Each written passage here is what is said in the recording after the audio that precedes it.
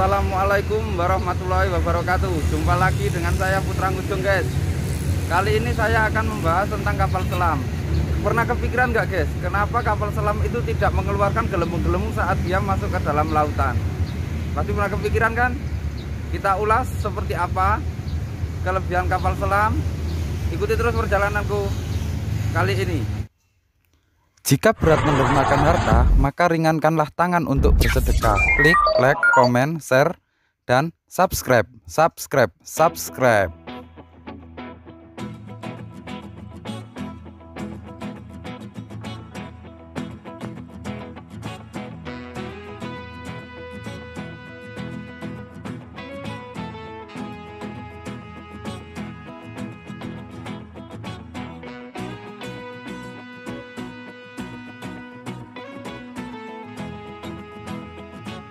Ini Bu kali.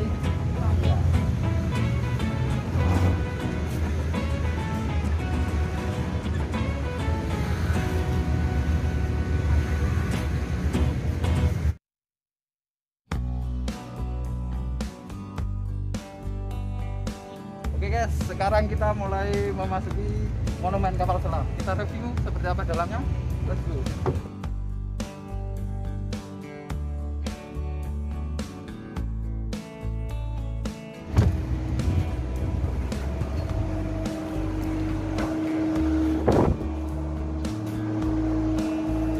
Sikatin, Pak.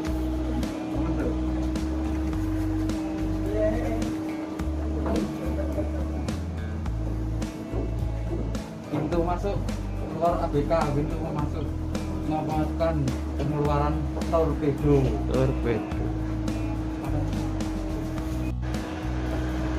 Di monumen kapal selam ini dilengkapi dengan AC guys. Jadi walaupun Surabaya panas, aman lah di sini, dingin. Torpedo haluan. Seperti ini guys, torpedo haluan itu guys.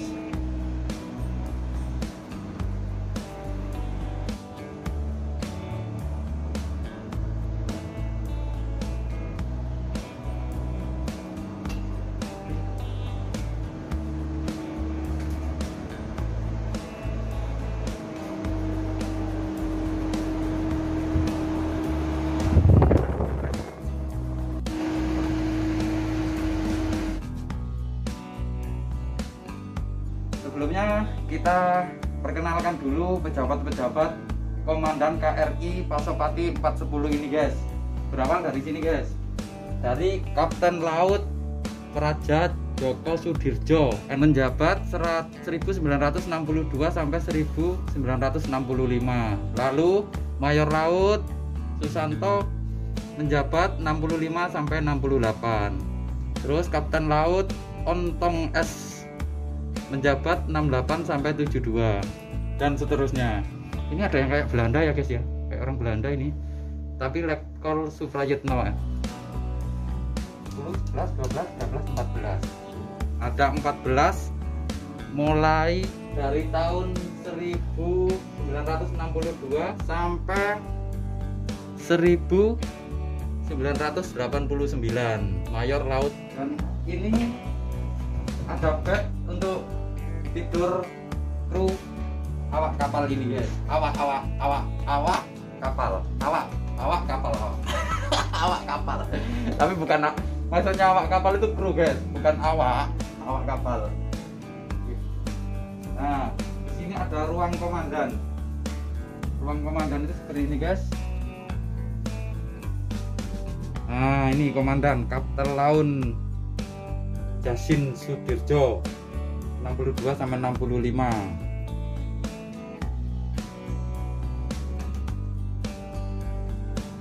Ini guys, ini ruang untuk komunikasi. Ini alat untuk komunikasi antara, apabila pintu ini ditutup, jadi kru kapal komunikasinya lewat sini guys. Ya seperti manual gitu guys. Ini juga buat alat komunikasi antar ruangan guys. Jadi ruangan yang dari lubang sana itu kalau berkomunikasi ini. Halo, testing. Gimana Anda berada? Saya di sini, Kapten Laut 410 Pasopati. Kalau mau masuk ke sini itu guys, para kru kapal itu awas kepala. Jadi begini caranya guys, biar cepet, bukan berobat tapi begini guys, menara itu guys. Nah gini guys. Oke, keep kontrol. Dan saya sendiri nggak paham, nggak bisa menjelaskan seperti apa. Ini indikator kedalaman kapal penyelam guys. Ini indikator kedalaman berapa ada di sini. Ini kontrolnya, semakin dalam akan semakin ke sini guys, semakin dalam. Dan ini juga kontrol. Dan TV-nya masih zaman dahulu kala guys, hitam putih. TV-nya masih TV hitam putih dan ini banyak kontrol-kontrol dan saya tidak bisa menjelaskan ini kontrol apa ini guys. Yang pasti seperti inilah suasana di dalam sini. Komando Armada RI Kawasan Timur Satuan Kapal Selam, ruang 3. Ruangan ini dan sangat banyak guys. Kalau dijelaskan nanti durasi videonya terlalu lama guys. Kan guys? Nah, itu ada mobil-mobil tuh guys. Semoga saja ini bisa sedikit menjelaskan. Tuh ada mobil. Oh, ini sepertinya ini buat pengaturan antara jarak jauh dan dekatnya ini guys. Oh iya guys, ini untuk zoom, jauh, dekat. Kalau sama mata sih kelihatan guys, dari luar kapal ini kelihatan dari kontrol ini. Tapi kalau sama kamera ya cuma kelihatan sedikit. Tadi semoga sudah bisa mereview lah. Di sini ada bilik hitung guys.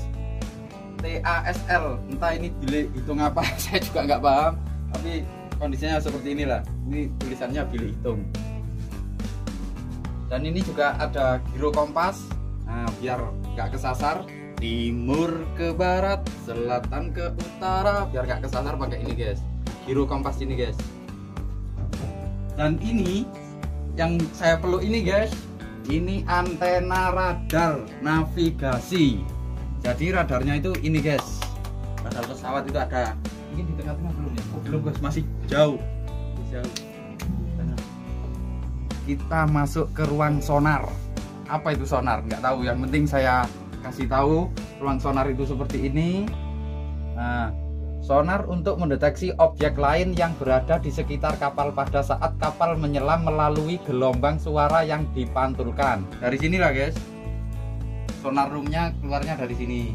Dan pastinya ini guys, inilah mungkin kalau ada kapal pada gelombang suara yang dipantulkan di sini bergetar atau goyang di mana gitu guys. Di sini ini kontrolnya guys. Oke guys, kita masuk ke ruangan ini guys.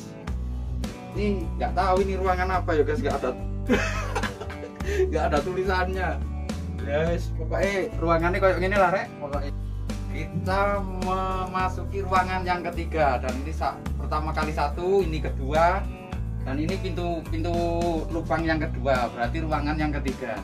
Oke guys, nah begini masuknya guys. Oh lumayan deh. Temanku kecantol guys, kalau kesini jangan bawa tas besar-besar ya. Oke guys, ternyata ini ruang 4 bukan ruang 3 guys. Kita sudah memasuki ruang 4. Ruangan ini terdapat ruang tidur ABK anak buah kapal guys, ruang makan ABK, dapur, serta ada tempat gudang untuk tempat penyimpanan bahan makanan guys. Nah ini ada bed-bednya ini. Nah tapi ini nggak boleh ditiduri guys, sama peraturan museum. Ruangan ini dilengkapi CCTV guys, bagi yang mau liburan ke sini menambah wawasan. Ini dingin guys, tiap ruangan ada AC-nya. Dengan bayar 15.000 kita sudah menambah wawasan, sejarah, pengetahuan, perjuangan, dan jenderal-jenderal kita. Nah, saya rekomendasi untuk kesini guys. Nah, sepertinya di sini ini dapur ini guys. Sepertinya ini dapur, ini telenan. Bahasa Jawa ini telenan rek. Mbok apa aku lek ngomong bahasa Indonesia aku angel. Ngene yo kayak gini wis makan. Iki jenenge pawon. Masa ini wis tak beli. Kowe ya macam anu dibahas CCTV. Dan ini ruangan 5 guys. Ruangan 5 ini lumayan besar guys. Kenapa di sini besar? Di sini itu tempatnya baterai guys. Ini baterai. Nah, ini yang saya maksud guys. Kenapa kapal selam tidak mengeluarkan gelembung-gelembung saat berjalan dan tidak mengeluarkan suara? Karena dia bertenaga listrik guys. Bertenaga listrik dengan menggunakan baterai guys. Nah, jadi kapal sebesar ini menggunakan baterai, bukan diesel atau mesin apa, bukan. Jadi menggunakan baterai. Baterai ini dicas dulu entah berapa jam, kurang tahu guys. Kalau kata temen saya itu ngecasnya itu setengah jam buat berjalan 3 jam. Tapi ini bukan konkret guys, jangan percaya dulu guys. Ini review yang belum konkret. Intinya kalau kapal selam itu memakai tenaga listrik dengan baterai. Nah, makanya di sini ruangannya cukup besar karena menggunakan baterai. Satunya lagi guys, ini cukup merunduk lagi guys, cukup lumayan merunduk.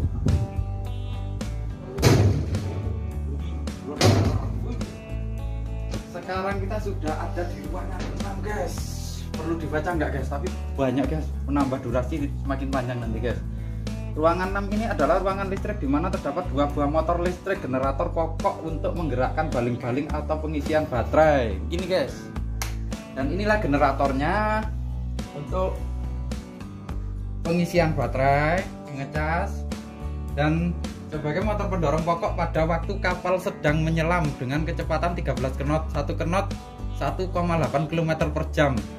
Berarti 1,8 km per jam kali 13 guys.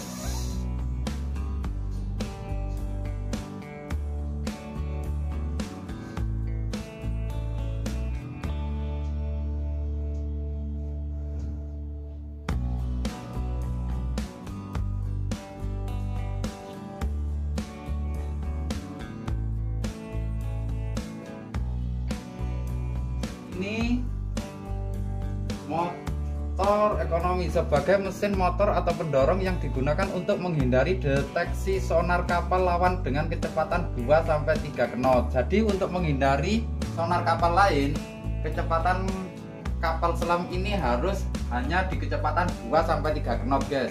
Berarti antara 9 kilo per jam. Untuk yang pintu terakhir ini guys, ruangan 7, kita nggak perlu berawat lagi guys, tinggal ini aja guys. Dan ini ada lubang besar ini guys. Ini digunakan sebagai pintu keluar masuk ABK serta sebagai pintu darurat emergency apabila kapal selam tenggelam. Namanya juga kapal selam pasti tenggelam guys ya, nggak tenggelam namanya kapal ngambang, bener gak? Dan ini yang bulat-bulat ini guys berfungsi untuk mengubah energi mekanik menjadi energi hidrolik. Nah, hidrolik guys, mekanik jadi hidrolik otomatis.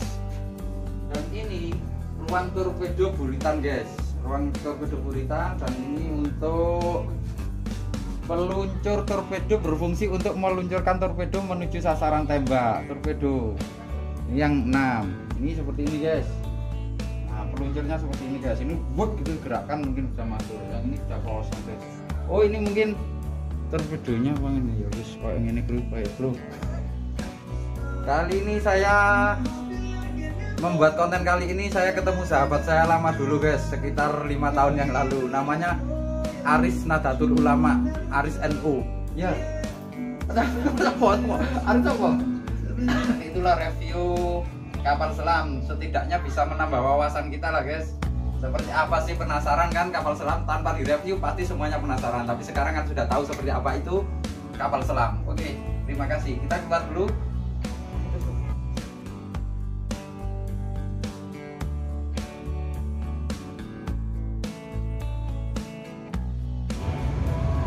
Selain monumen kapal selam, di sini juga ada wahana wisata air guys.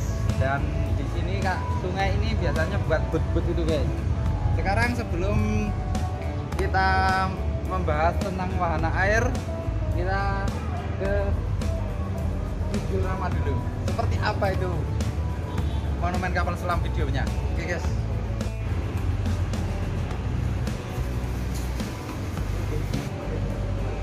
Kita menyaksikan video rama tentang kapal selam guys.